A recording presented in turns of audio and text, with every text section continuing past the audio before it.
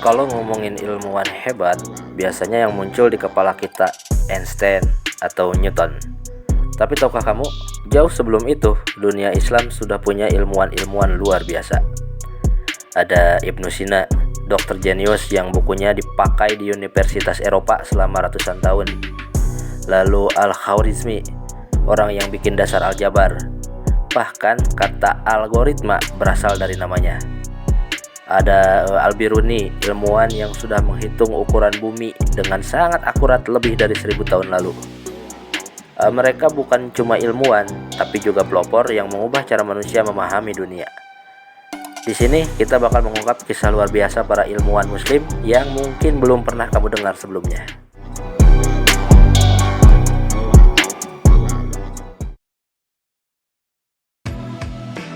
Di abad ke-8, ketika banyak orang masih percaya sihir bisa menjelaskan segala hal, muncul seorang ilmuwan yang berpikir berbeda, Zabir bin Hayyan.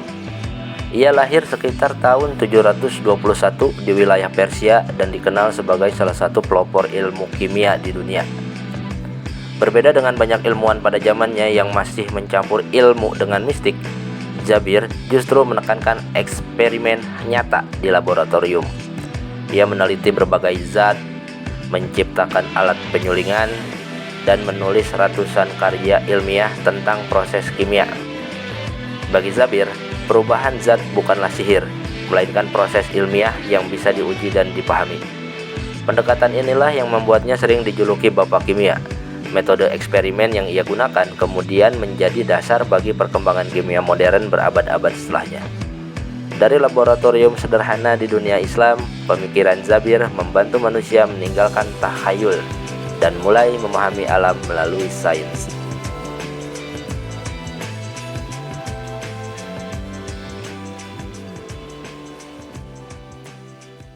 Di tengah gemerlap peradaban Islam abad ke-10, lahirlah seorang pemikir luar biasa, Al-Farabi.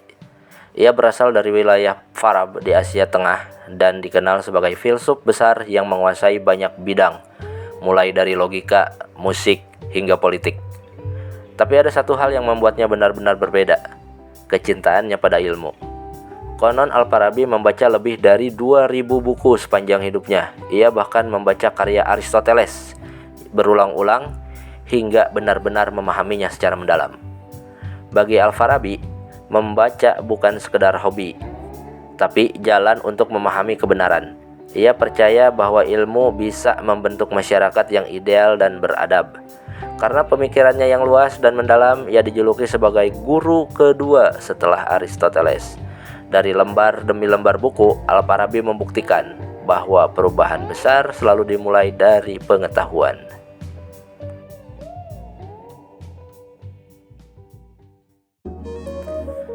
Di abad ke-12, di wilayah Anatolia, lahir seorang insinyur jenius bernama Al-Jazari.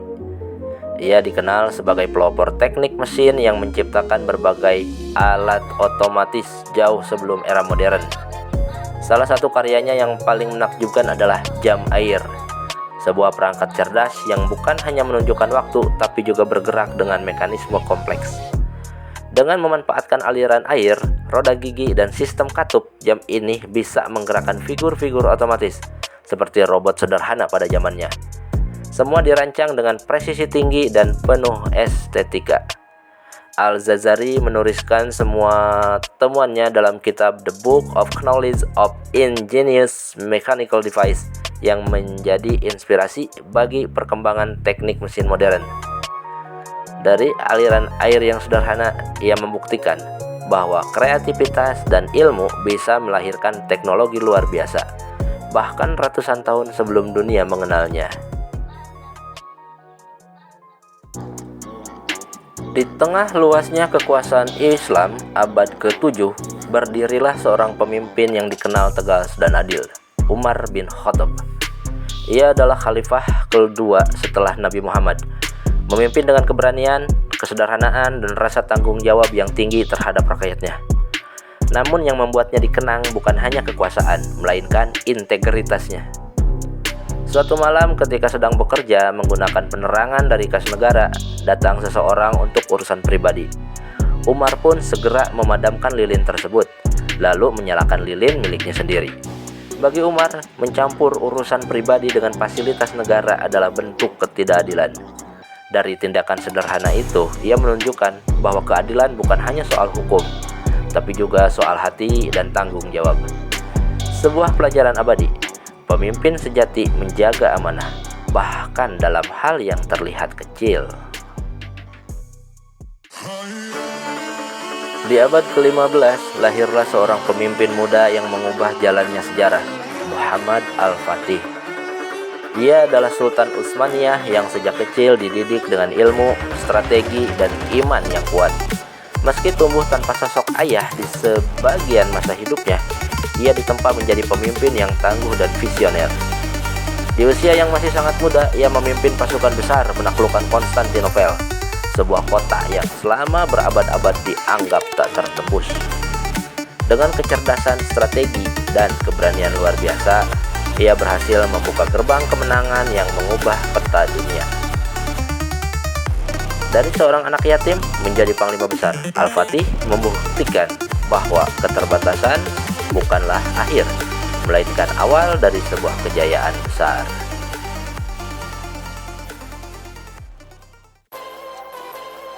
Di abad ke-14, saat dunia masih penuh misteri, muncul seorang penjelajah luar biasa, Ibnu Battuta. Ia lahir di Maroko dan memulai perjalanannya di usia muda. Awalnya hanya untuk menunaikan ibadah haji, namun langkahnya tak berhenti di sana. Ia terus menjelajah melintasi Afrika, Timur Tengah, India, hingga Asia Tenggara.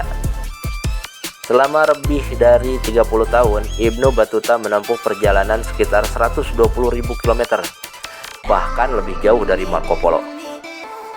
Ia mencatat pengalaman, budaya, dan kehidupan masyarakat di setiap tempat yang ia singgahi, menjadikannya salah satu penjelajah terbesar dalam sejarah. Dari satu langkah kecil menuju Mekah, perjalanannya berubah menjadi petualangan epik yang membuka wawasan dunia dan membuktikan bahwa rasa ingin tahu bisa membawa kita melampaui batas yang tak terbayangkan.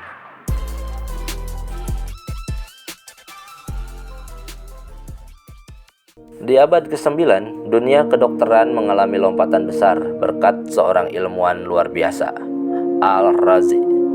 Lahir di kota Rai, Persia, Al-Razi dikenal sebagai dokter, filsuf, sekaligus pelopor dalam bidang medis. Ia tidak hanya mengobati penyakit fisik, tapi juga memperhatikan kesehatan mental, sesuatu yang sangat jarang pada masanya. Ia bahkan memimpin rumah sakit besar dan menggunakan metode unik untuk menentukan lokasi pembangunan dengan mengamati mana area yang paling sehat untuk pasien. Ar-Razi juga termasuk yang pertama membedakan penyakit seperti cacar dan campak secara ilmiah, serta menulis banyak buku medis berpengaruh. Dari pendekatannya yang penuh empati dan logika, Ar-Razi menunjukkan bahwa menyembuhkan manusia bukan hanya soal tubuh, tapi juga tentang memahami jiwa.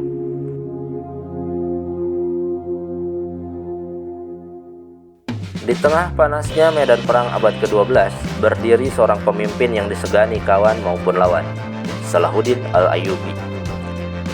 Ia adalah sultan besar yang memimpin pasukan muslim dalam perang melawan tentara salib dan dikenal karena keberanian sekaligus kelembutan hatinya. Meski memiliki kekuasaan luas, Salahuddin hidup sederhana, bahkan sering tidur di atas tanah tanpa kemewahan. Namanya menggema ke seluruh dunia saat ia berhasil merebut kembali Yerusalem pada tahun 1187. Namun yang membuatnya benar-benar ditakuti bukan hanya kekuatannya, melainkan akhlaknya. Ia dikenal memaafkan musuh dan memperlakukan tawanan dengan penuh hormat. Dari kesederhanaan dan keberaniannya, Salahuddin membuktikan kekuatan sejati bukan pada kemewahan, tapi pada hati yang teguh dan penuh prinsip.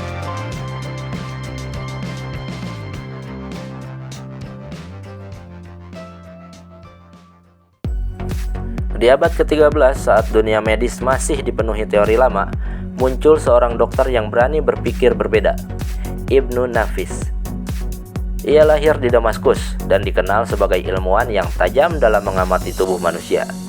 Melalui penelitiannya, Ibnu Nafis menjadi orang pertama yang menjelaskan sirkulasi darah paru-paru. bagaimana darah mengalir dari jantung ke paru-paru dan kembali lagi. Penemuannya ini jauh mendahului ilmuwan Eropa berabad-abad kemudian. Namun bukan hanya ilmunya yang luar biasa. Ibnu Nafis juga dikenal karena integritasnya.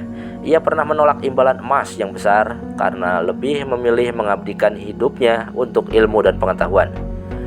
Dari keteguhan prinsip dan kecintaannya pada ilmu, Ibnu Nafis mengajarkan bahwa nilai sejati bukan pada harta, tapi pada kontribusi bagi kemanusiaan.